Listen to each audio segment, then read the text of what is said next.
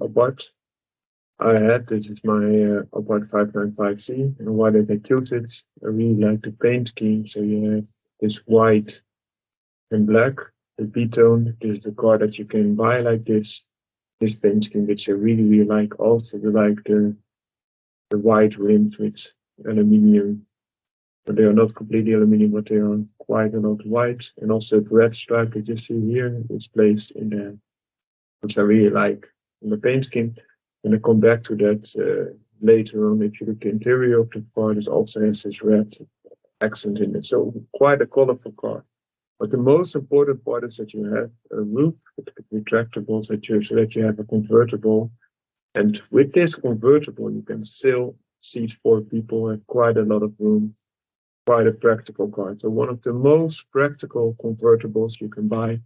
And also being a Abarth is quite a good performer as well.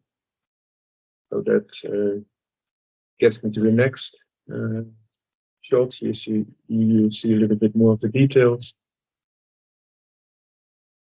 If it works, it works. So I will show you this rim to a higher degree. You see this very nice white rim. Also, you see the accents that the Abarth has, which is not the same with the Fiat 500, which is the base of this car, of course. Also, you get all around the car, not Fiat badges, but Abarth badges and the 595. This is Abarth 595 Turismo with an MTA transmission. So an MTA transmission is a robotized manual, so to say. So you have all the benefits of an automatic, still also have to flip this on your steering wheel, which makes it a lot nicer if you want to engage. The next will show you the roof. It can be retracted to half,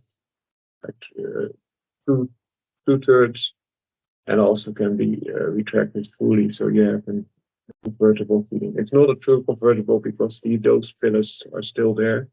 But for me, this is only a benefit. And why is that? Because you still have the crash protection. If you roll over, there's a rollover protection. Also, the chassis is a lot more stiffer because you don't have a compromise here because you still have this completely in place here. You only lose the hard roof. So here, another slide, you also see here another selling point for me is the Record Monza exhaust system. So Abarths are known to have a very good sound, but the Record Monza, in my opinion, gives you the best sound possible. The nice pops and bangs, nice sound. And there's 4 exhaust pipes, as you can see the pictures here. Another shot, same car. Yet another shot. So this is the interior. This is the normal screen that you see when you're not in sport mode. So it's automatic, as I mentioned. It shows the kilometers that it was bought with. And you can also place in sports, and then this will change completely. So instead of here you see the fuel, then you see the power that you're using. Also, there's a turbo bar. This is also of importance if you chip unit and you place the map, improved map, also in normal mode. You can still have this fuel consumption in there in both directions. So this might be fuel consumption, might be total power, but it gives you an indication. Also, this gives us turbo bar, so the pressure that you have, and you cannot see with the chip tune. That you have more pressure there. Because with the chip tune of turbo car, you don't only optimize the fuel conditions or the fueling, but also optimize that the turbo pressure. So the turbo forces air into the intake instead of the naturally aspirated, which needs to suck it in. So you can then have fuel optimized, air optimized, and it will give you great benefits and great gains. Here you see also what I mentioned. So it's automatic. Course, but you also have the opportunity to shift and shift manually. So on the right side, you could have the plus button. So you, while shifting, you would increase to a higher gear. There's 5 speed gears to begin with, and with the left one, you can decrease again by flipping that down to a lower gear. So you get higher RPM in the lower gear and lower RPM in the higher gear, also better fuel consumption, of course, and more performance in the lower gear with higher RPM. Also, you could have a possibility to just add speech prompts to get you, for example, in direction, etc. And to also, on the other side, you could have telephone calls, which is also a benefit in my opinion. You can see that the pictures here also very big Abarth logo all over the place, which I really like. So you're not longer driving a Fiat Tech, but you're driving a real Abarth. So the Scorpion badge, in my opinion, is a big seller point as well. So a little bit more of the interior you can see here. This TTC button, so that's an electronic traction differential, so to say. So it limits the power to one wheel or the other. So that's two wheels that drive this car, the front wheel drive. And that helps you to go around corners a little bit faster. You can also put it off, and then the car is a lot more brute. So this is that automatic transmission that I mentioned. Hope it pops up. So also you see that you have opinions to heat it and to direct it. So this is the automatic transmission. If you put it in automatic or manual, so you can of course use the gears. If you put it in one, it's for starting, that helps. Automatically shifts to other ones. R for reverse and N for neutral. Because remember, this is still a manual transmission car, which is a robot changing gears for you. A little bit more of the display with the ventilation hole, but also the music that is in place. It also came with a TomTom integrated, so you have some navigation options. Power mirrors, power windows, which is a great thing. This also a very important selling point for me, the red chair. So it's a very nice leather chair. It's just the Turismo. Also a lot of color, not only the chair, but also in the rest of the interior, which I really like. Also, here you see the red going back into the steering wheel. The steering wheel, the flip is down and up, as I mentioned before. Automatic transmission, yes, chairs. This white is also nice because the car is white to begin with, and also the black and leather parts coming back here. Also, the back seat is a big selling point for me personally, because there are quite a lot of convertibles that offer you similar interesting driving propositions. For example, a Mazda MX-5, which is a very good car, or the Abarth Fiat derivative thereof, which also has a turbo engine. But this is a complete four-seater. It's not a 2+2, but a real four-seater. So a 911 would be a 2+2, or an XK of Jaguar. But this feeds real people, and also because it's quite a high car, you still have lots of room for your head as well, even for teenagers, and I have to teenage kids. So another view of the car, really nice position to begin with. Here you see also that aluminium accent. So here's the this was the brake, and this is where you get a footrest as well. So a lot of Abarth badges, the stitching, very thick steering wheel, very thick handbrake, as you can see here. But I really made an effort. Also, this chromed car opening gauges are very nice. It feels very nice to the touch. Also, a little bit less rounded, so the rounded at the top and a little bit D-shaped at the bottom. Not that pronounced, but it will help for you to get in, and also gives you a better feeling, in my opinion. Very thick parts there. You can see that depicted again here in this picture, which I really, really like. And here you see a little bit about the history. So it's 595 Turismo. Why not the Competizione? The Competizione is in that year that I bought it, 2015, had the same horsepower, but even stiffer suspension. Both came from Bilstein, if I remember correctly. But the Turismo offers you the leather option and also a little bit more supple ride. And I want to lower the car, so I did. So then you get the sticker right to begin with. But also some history. The old 595, you see also depicted here, both in convertible shape. You can see depicted here. So if you do a chip tuning, which I did, you can also see that you have gains. So not so much in horsepower because it already has quite a lot of horsepower. I think it has 152 horsepower to begin with, and actually 173. But the torque increased from 236 between here to 310 between there. So quite a good game. VR performance is also a very good player here. So I would recommend it. The other benefit is it's a sport map, of course, to compare with. If you have the normal map, the horsepower would especially be a lot lower. But now you have the power in both modes, which I really like. You see it also on you see me sitting, my wife sitting, some people around there. Here it's on the dyno.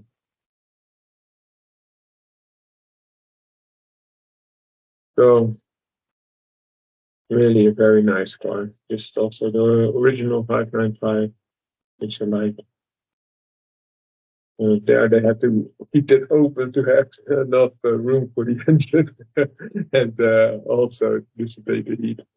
Of course, it's a big benefit that is not no longer the case, but very nice car to begin with. Also some original Abarth logos here and showing you some of the history here. Hope it helps. Hope you enjoyed this short video on the introduction of this car. And wishing you a great day. Foundry car out. I want to talk about Ninja 400. This is a bike that I had. I bought this Kawasaki because I really like the paint scheme. So this the Nardo gray compared with this green, but that's only a part of it. The other part is that I really liked this new generation Ninja. So it's success of the Ninja 300. But the Ninja 300 was beaten after a while by Yamaha R3 for its performance, but was still excellent, but less modern, of course. And Ninja 300 is an evolution of the Ninja 250 before that. But this one had not one cylinder like the Ninja 300, or Ninja 300 is already a two cylinder. Ninja 250 was a one cylinder. So it had two cylinders, which I really like. So you have a little bit more tone difference in the higher rev range, but also a lot of torque low down. You have very good disc brakes, and this new evolution looks a lot bigger, more like a Ninja 650. Also, the seating position was a lot more upright. If you want to, well, you can still tuck in. And you had the benefits that you have a platform with bigger brakes, bigger performance CC, similar gas consumption, but a Ninja that is now more suited also for riding two up, for example, with my wife, but also the benefit that you have a more mature looking bike. It looks like a real motorcycle instead of a junior one. And it seats also like that. It's the class leader. It was leading all the performance classes in this. They were winning everything, even beating the KTM 390 RC. It's also a very good bike, but it was a very, very nice upgrade. Also, for your comparison, it was even lighter in weight with a bigger tank in the Ninja 300, while having 100cc more, so a lot more torque, a lot more horsepower, a lot more drivability, and also for driving two up, this was excellent. But the paint scheme was very good. As you can see here, it also had some upgrades. So one of the upgrades was that they had a smoke windscreen. This was not standard, but this one, a new bike that I bought, had. Also tilt ID. So tilt ID gives you, this was normally transparent, a little bit higher up. The tilt ID was normally a lot longer, so the tilt ID makes it a lot shorter and cleaner look. Try to give you also I don't know why this isn't working. Oh, there it is. So you see another view of this bike. see that it's chain driven. As you can see, this is also a bad thing because you need to still, of course, lubricate this, and it also makes it a little bit dirty. But it's the most efficient way of transferring power from this engine here to the back wheels. You can also see better the tilt tidy, what I mentioned earlier. So normally it would be more like that. And now, yeah, it's limited to that. And here the smoke windscreen again. Close up of the brakes. So from now, very nice weight disc brakes. Here you see also the exhaust, the tenant exhaust. I will come back to that later. Here you see the footrest of the passenger, which is very close to the exhaust. So it's not that nice. Also a lot of heat dissipating from the exhaust to that little room here. But that can be fixed. Here you see the back wheel. Still tidy again. 400. So the 400cc displacement is depicted here. Also nice. It was where I bought it. You see the smoke screen. The black smoke, I think, looks excellent because there's black accents here and the gray and then the green again. Also really like that. You have a strap so the passenger can hold on to, you can put something underneath like gloves or something else. Okay, the chain, engine. Still surprise, 5990. And I did some upgrades. So for example, phone holder, you can see here, quite cheap to buy. This is a Chinese club shop. Also, here you see something to lubricate your chain, as I mentioned. So you have a reservoir of oil that you fill up. You can give it a like 25% rotation, and that will lubricate it again. So then it has this loop going through this tube, and you position it and you fixate it with this tire wraps, so it will be positioned on top of your chain. So every time you just twist it, you can lubricate your chain. Also works while driving. So normally you do this once every tank. So every time you put new gasoline in your tank. But also you can do this more often if you have a rainy ride, so to protect the chain. So some of the clothing you see here, so a jacket, yeah, pants, so you can put it over your normal pants, and some boots. Also, this can help tremendously. This is something that helps you if you have a motorcycle without cruise control. So what it does is, here you see this thing that you clamp that on top of your your gas wrist.